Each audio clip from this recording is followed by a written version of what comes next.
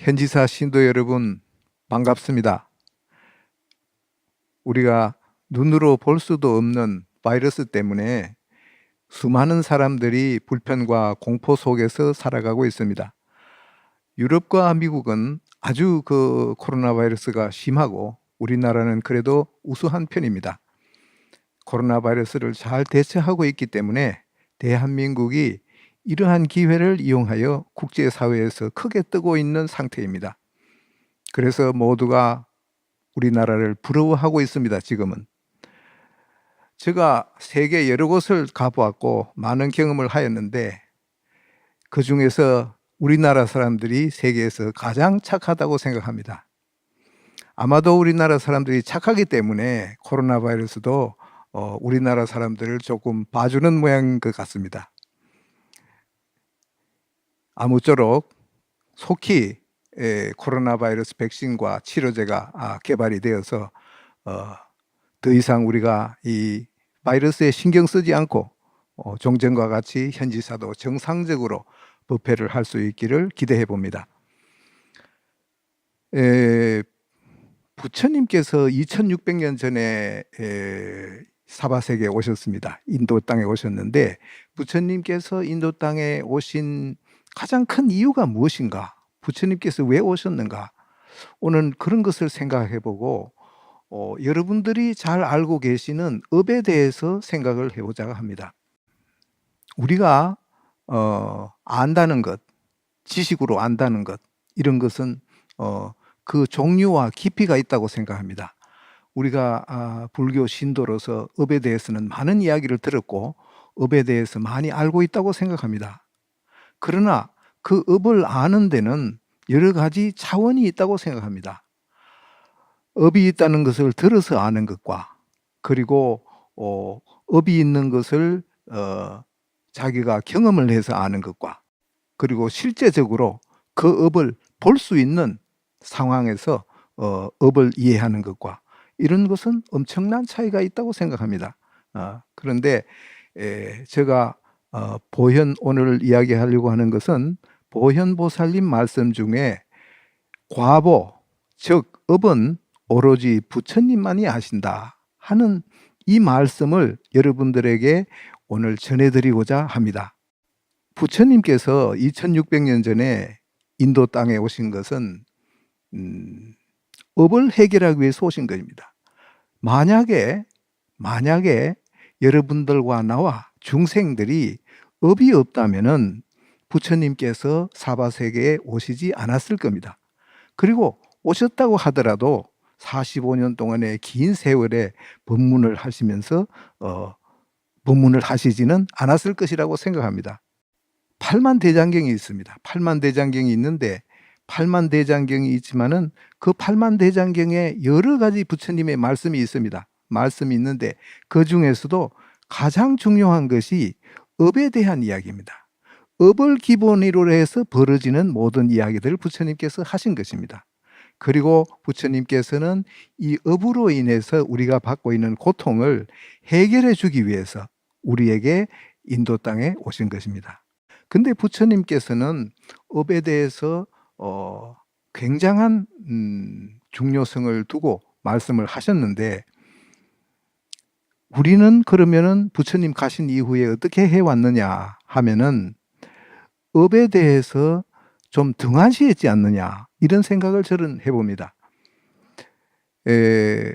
내가 이런 고통을 당하는 것은 업 때문인가 봐. 혹은 또 저 사람은 업이 지중해서 저런 고통을 당하고 있겠지. 이렇게 우리 흔히 말들을 하고 있습니다. 그런데 그렇게 해서 업에 대해서 그냥 대수롭지 않게 편안하게 자기 편한 대로 생각해 버리기 쉽습니다. 우리가 불교에서 흔히 우주의 이법을 이야기합니다. 우주의 이법을 이야기하는데 우주의 이법이 생긴 것도 업 때문입니다. 업이 있기 때문에 우주의 이법을 말씀하게 된 것입니다. 그런데 우주에는 이법이 있고 우리 인간이 사는 데는 인간 사회에서 우리 인간들이 만든 법이 있습니다. 그런데 우리 인간들이 만든 이 법은 어떠냐 하면은 잡히면은 죄가 되고 잡히지 않으면 죄가 되지 않습니다. 그리고 비록 잡혔다고 하더라도 빠져나올 수 있는 구멍이 수없이 많이 있습니다. 그런데 우주의 법은 어떠냐 하면은 우주의 법은 그렇지 않습니다. 우주의 법은 선업과 악업이 있습니다. 업에는 선업과 악업이 있어요. 선업과 악업을 합쳐서 우리는 과보라고 합니다. 과보. 즉 산스크리트로는 카르마라고 하고, 또 우리가 일상생활에서는 업에 대해서 이야기할 때 자업자득이다 이런 말을 합니다. 그런데 이 업은 절대로 내가 지은 업이 다른 사람에게 가지 않습니다. 또 다른 사람이 지은 업이 나에게 오지 않습니다. 이 업은 반드시 그 업을 지은 사람에게만 갑니다. 그러니까 참으로 신기하지 않습니까? 그래서 저는 이런 생각을 해봅니다. 업에도 아마 눈이 있는가? 혹은 귀가 있는가? 이런 생각을 해봅니다. 그런데 그거는 저의 생각이고, 업이 어떻게 해서 업을 지은 사람에게 가게 되는지, 거기에 대해서는 이것은 우주의 입법이고 우리가 알 수는 없습니다. 오로지 부처님만이 아시는 것입니다. 우리가 과거생을, 업을 이야기하면은 우리가 과거생을 회상해 볼 필요 있습니다. 우리가 금생에 지은 업도 있고 과거생에 지은 업도 있습니다. 그런데 과거생의 업을 우리가 생각해 보면은 우리가 과거생에 인간으로서 살 때에 이런 업도 짓고 저런 업도 짓고 이런 직업도 가지고 저런 직업도 가지고 이렇게 해서 수많은 생을 살아왔다고 생각합니다. 그런데 우리는 과거생에 지은 업을 우리가 볼 수 있습니까? 우리가 과거생에 지은 업을 볼 수가 없어요. 그렇기 때문에 우리는 업에 대한 이야기를 하고 업에 대한 말씀을 듣고 이렇게 하지만은, 그렇지만은 우리는 어떻게 생각하느냐? 금생에 내가 살아온 것만 생각하게 된단 말이에요.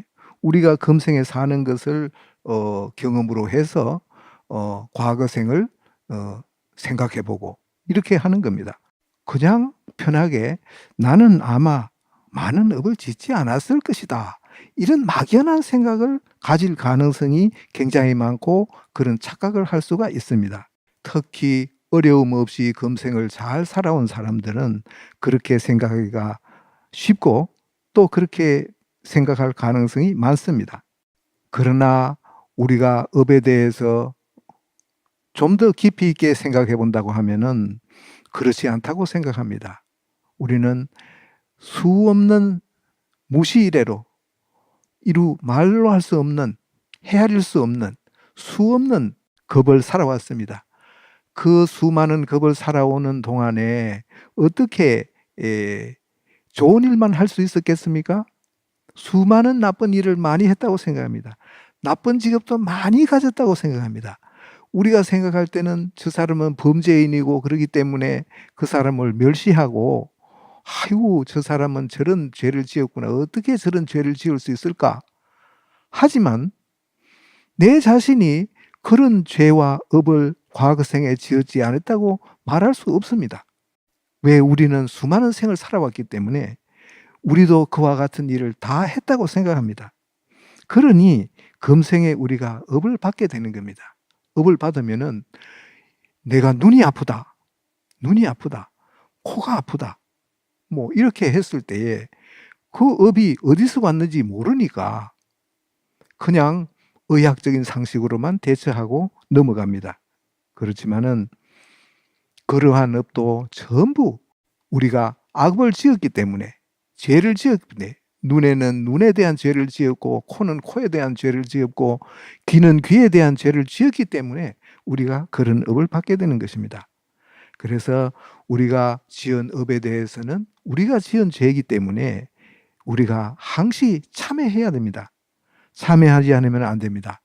참회를 해야만이 이 수많은 업을 참회를 할 때에 우리가 좀 더 앞으로 나아갈 수 있는 것입니다. 부처님께서도 우리가 얼마나 참회하는 삶을 사는가 하는 것을 항상 주시해서 보고 계신다고 생각합니다. 그런데 우리가 업을 짓는데 업은 그러면 우리가 한마디로 해서 수많은 과거생에 지었던 업을 우리는 한마디로 업이라고 말을 합니다. 업이라고 말을 해요. 그렇게 업이라고 말을 하면은 업이 너무 단순화되어 버립니다. 너무 단순화되어 버려서 우리가 업을 너무 작게 생각할 수가 있어요. 그런데 업에는요, 수많은 종류가 있어요. 수많은 종류가 있어요. 내가 술 장사할 때의 업도 있을 거고, 내가 다른 사람을 못 살게 해가지고 감옥에 넣어가지고 잠을 못 자게 했는 그런 업도 있을 거고, 내가 다른 사람의 눈을 뺀 업도 있을 거고, 전쟁터에 나와서 남의 목을 친 그런 업도 있을 거고, 얼마나 업이 많겠습니까? 예?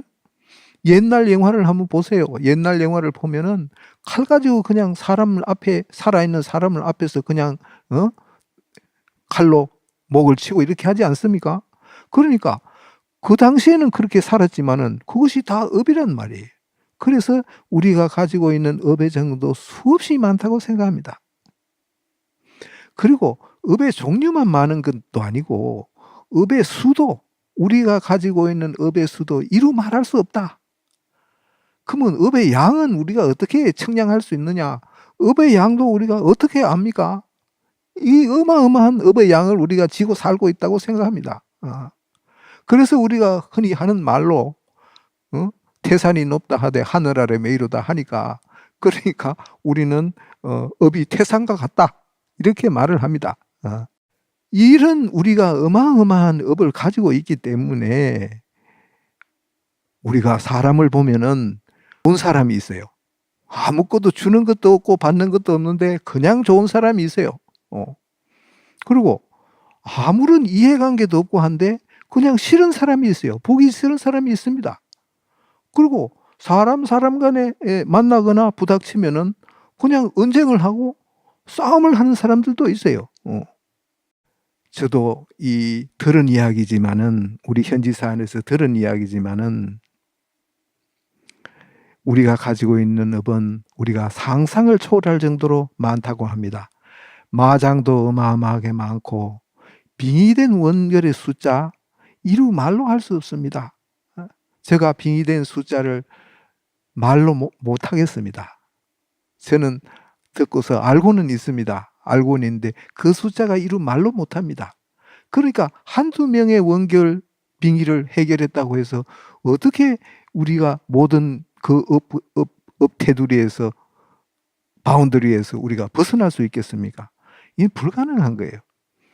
그러면 우리가 어떻게 해야 되느냐 하면은 우리는 끊임없는 노력을 해야 돼요. 끊임없는 노력을 하고 항상 철기둥 같은 신심을 가지면서 부처님께 귀의하고 또 부처님으로부터 업장을 소멸받아야 되는 것입니다. 흔히 우리가 누가 못생긴 사람이 있으면 무시하고 또 가진 것이 없다고 해서 멸시하고 상대의 약점을 역이용해 가지고 잘못을 이해하기보다는 꾸짖기만 한다면은 이런 것이 모두 자기의 업으로 돌아오게 되는 것입니다. 업에 대한 이야기는 그런 종류와 수와 양이 많다는 것을 말씀드리고, 그러면은 2600년 동안 우리 불교를 믿는 불자들, 그리고 불교를 믿는 수많은 수행자들, 그리고 수많은 스님들 무엇을 해왔느냐? 수행을 해왔습니다. 수행을 해왔는데, 그래서 저도 속가에 있을 때에 스님이 되기 전에 참말로 정말로 목숨을 걸고 수행을 했습니다. 목숨을 걸고 10년 동안 수행을 했어요. 해본 결과 제가 가지고 있는 업의 장벽을 넘을 수 없다는 판단과 결론에 도달하게 되었습니다. 그렇게 하고 있는 시기에 붓다의 메시지를 제가 읽게 됐어요. 붓다의 메시지를 읽으니까 붓다의 메시지 끝까지 읽을 필요도 없어요. 처음에 나오는 말, 부처님께서 하시는 말씀, 사바세계 남선부주 선남자 선여인에게 전하노라, 그 이야기부터 감동적이었습니다. 그리고 특히 큰 스님 말씀, 법문 말씀에 들어가서 견성은 공부의 시작이다 하는 큰 스님 말씀에 크게 공감하고 현지사로 귀의를 했습니다. 현지사로 귀의를 했고 그때 제가 한 판단이 지금 생각해도 전혀 틀리지 않았다. 그리고 지금 제가 그때를 회상해 보지만은 아직도 제 생각에는 변함이 없습니다. 제가 처음에 2005년도에 현지사에 왔습니다. 2005년도에 현지사에 왔을 때 조그마한 법당에 그냥 큰 스님 방이 큰 스님 접견하는 방이라고 해봐야 한 2평 정도 될까 하는 방이었습니다. 그런 조그마한 절에 왔는데 그 전에 제가 뭐가 있었느냐 하면은 편도선이 있었어요. 편도선이 아니고 목이 아팠어요. 목이 아파서 말만 하면은 목이 아파서 3분을 이야기하기가 힘들었습니다. 근데 강의도 하고 이렇게 해서 목이 아픈가 나는 그렇게 생각했습니다. 그렇게 생각했는데 그럼 강의를 안 하면 목이 안 아파야 될 거 아니에요? 근데 강의를 안 해도 목이 아프고 그냥 조금이라도 말을 하면 목이 아파요. 3분 이상을 이야기하기가 힘들어요. 그래서 제가 편도선 수술을 했어요. 편도선 수술을 하니까 편도선을 수술을 했기 때문에 저는 다른 사람과 같이 편도선이 있지 않습니다. 편도선이 없습니다. 그래서 편도선 수술을 하고 나서 조금 좋아졌습니다. 그래도 말을 조금 오래 한다든지 뭐 소리 내서 뭐 책을 읽는다든지 이런 것은 전혀 할 수가 없었어요. 그런데 현지사에 와서 현지사 그 조그마한 법당에 왔습니다. 와서 문을 열고 탁 이렇게 현지사로 들어가는데 그 앞에 있는 부처님 불상 성상에서 나오는 빛이 어마어마했습니다. 그러기를 한 현지사에 2번, 3번 다녀갔습니다. 다녀가고 난 이후에 그 당시에 현지사 집전하고 할 때에는 요즘 현지사에서 집전할 때 하는 의식보다도 조금 의식이 길었습니다. 현지사에 와서 그 집전하는 것을 처음부터 끝까지 전부 제가 소리내서 따라서 읽어봤어요. 목이 아프지 않은 거예요. 목이 아프지 않아. 그래서 이상하다. 그 집에 가서 또다시 경전을 내가지고 막 소리내서 읽어보고 책도 읽어보고 했어요. 목이 아프지 않아요. 몇십 년을 아프던 목이요. 한꺼번에 나아버렸습니다. 이것을 저는 잊어버릴 수가 없어요. 이러한 경험을 한 번, 2번 한 것이 아니고 작은 거로부터 큰 것 여러 가지의 경험을 저는 했는데 그런 것이 다 어디에서 오느냐? 부처님께서 업장을 소멸하신 데서 이런 기적이 일어나는 것입니다. 부처님이 계시기 때문에 현지사는 부처님이 계시기 때문에 이런 기적이 일어나는 거예요. 오늘 여러분들에게 마지막으로 꼭 말씀드리고 싶은 구절이 보현보살님 말씀입니다. 제가 어느 날 보현행운품을 이렇게 폈습니다. 보현행운품을 펴니까 그게 무슨 말이 나오느냐 하면은 과보는 오로지 부처님만이 아신다. 이 말이 눈에 탁 들어오는 거예요. 야, 이거 대단한 말씀이네. 과보는 오로지 부처님만이 아신다. 그 선업도 부처님만이 아시고 너가 얼마나 좋은 일을 했는가 하는 것도 부처님만이 아시고 너가 얼마나 나쁜 일을 했는가 하는 악업도 부처님만이 아시는 거예요. 이 경전에 나온 보현보살님의 이 말씀이 너무나도 맞다는 생각이 들었습니다. 그래서 부처님만이 아시기 때문에 아시는 분이 이 업을 소멸할 수 있는 겁니다. 모르는 분이 어떻게 업을 소멸할 수 있겠습니까? 업을 구경도 안 하고 보지도 않은 사람이 업이 얼마나 되는지도 모르고 업이 왜 생겼는지 이유도 모르고 아무것도 모르는 사람이 아무것도 모르는 거예요.